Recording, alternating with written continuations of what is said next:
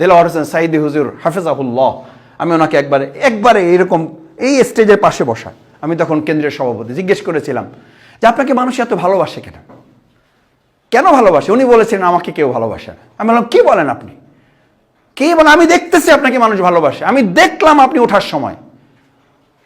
বলছে যে হ্যাঁ তা বাসে, কিন্তু আমাকে না, সেটা বাসে মহাগ্রন্থ আল কোরআনকে। আমি যদি কোরআনের কথা বাদ দিয়ে, আমি যদি ইসলামের কথা বাদ দিয়ে, আমি যদি আল্লাহর কথা বাদ দিই, আমি আমার বাবা মার কথা, আমি আমার নেতাদের কথা, আমি আমার শুধু জামাতের কথা বলি, একটা লোক আমাকে ভালোবাসবে শুধু না, আমার স্ত্রীও পর্যন্ত আমাকে ভালোবাসতে পারবে না। কারণ ভালোবাসাটা একটা মাখলুক, এটা কার সৃষ্টি?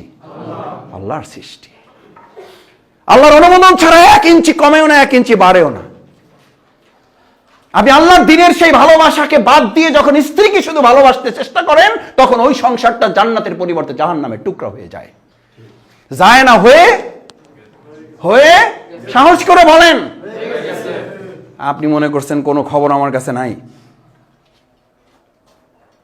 যখন আল্লাহর ভালোবাসার পরিবর্তে আপনার সন্তানদের ভালোবাসা এসে মাঝখানে দাঁড়িয়ে যায়, তখন ওই সন্তানরাই বৃদ্ধাশ্রমে শুধু পাঠায় না, আজকে পত্রিকার খবর, চ্যানেলের নিউজ পাওয়া যাচ্ছে, তার গ্রামের বাড়িতে তার কফিন পাঠাবার পর তার কোন সন্তান, তার স্ত্রী তার জানাজায় পর্যন্ত হাজির হয় নাই।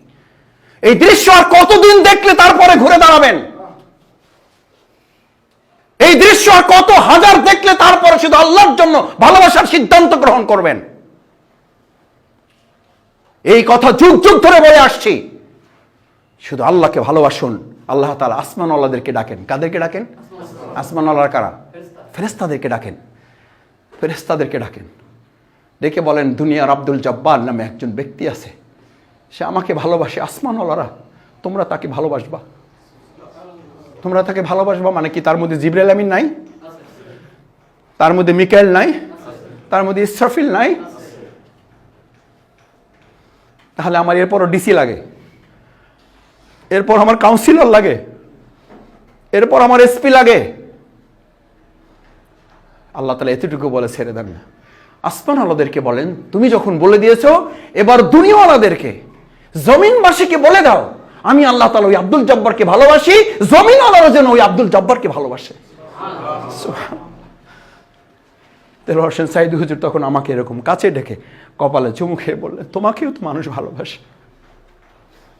জি হুজুর। আলহামদুলিল্লাহ, আলহামদুলিল্লাহ। যারা চান আপনার স্ত্রী আপনাকে ভালোবাসুক, আজকে সিদ্ধান্ত নিন আপনি এবং আপনার স্ত্রী দুজনে মিলে আল্লাহকে ভালোবাসার প্রতিযোগিতা করুন। আপনার স্ত্রী আপনাকে ভালোবাসার প্রতিযোগিতা করবে, আপনি উল্টা প্রতিযোগিতায় নেমেছেন। শাড়ি দিয়ে আপনার ভালোবাসা পাবেন না, বাড়িঘর ফার্নিচার দিয়ে পরিপূর্ণ করে সন্তানদের ভালোবাসা পাবেন না। লিখে রাখুন, যতদিন পর্যন্ত ওই স্ত্রী ওই সন্তানদেরকে নিয়ে এক জায়নামাজে চোখের পানি ফেলে আল্লাহর কাছে নিজেদেরকে সুপর্দ করতে না পারবে।